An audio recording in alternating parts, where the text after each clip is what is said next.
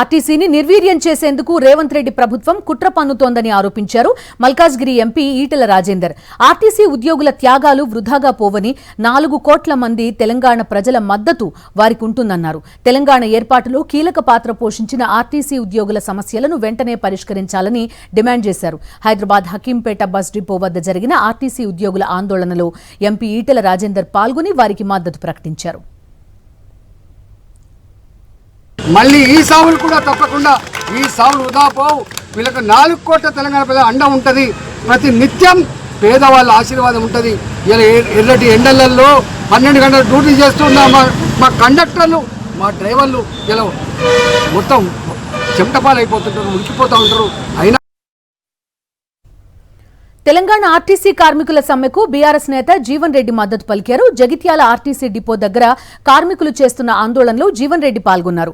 కార్మికుల సమ్మెకు పరోక్షంగా ముఖ్యమంత్రి రేవంత్ రెడ్డి బాధ్యుడని జీవన్ రెడ్డి మండిపడ్డారు. రవాణా శాఖ మంత్రి పొన్నం ప్రభాకర్ కూడా బాధ్యుడే అన్నారు. తెలంగాణ ఉద్యమం నాటి పరిస్థితులు మళ్లీ రావడం దురదృష్టకరమన్నారు. శంకర్ గౌడ్ కుటుంబానికి ₹1 కోటి పరిహారం చెల్లించాలని డిమాండ్ చేశారు.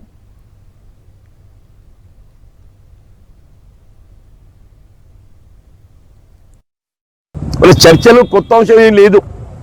మరి గతంలో చర్చించిన అంశాలే. మనం ఏదైతే రేపు మన డిమాండ్లు ఉన్నాయో ఇవన్నీ చర్చించిన అంశాలే.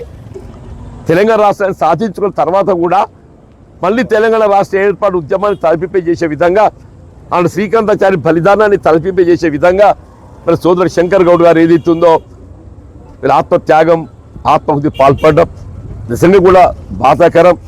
ఇటువంటి ఒక పరిస్థితి మళ్ళీ తిరిగి పునరావృతం కాకూడదు. ఆ కుటుంబాన్ని ఆదుకోవటానికి కొరకు ప్రభుత్వ పరంగా ఏదిస్తుందో ₹1 కోటి ఏదిస్తుందో ఆ కుటుంబానికి ఆర్థికంగా సహాయం చేయాలని చెప్పాలి. ఆ కుటుంబంలో ప్రత్యామ్నాయ ఉద్యోగం, వారి విద్యకు అనుగుణంగా, వారి అర్హతకు అనుగుణంగా ఉద్యోగం కల్పించాలి.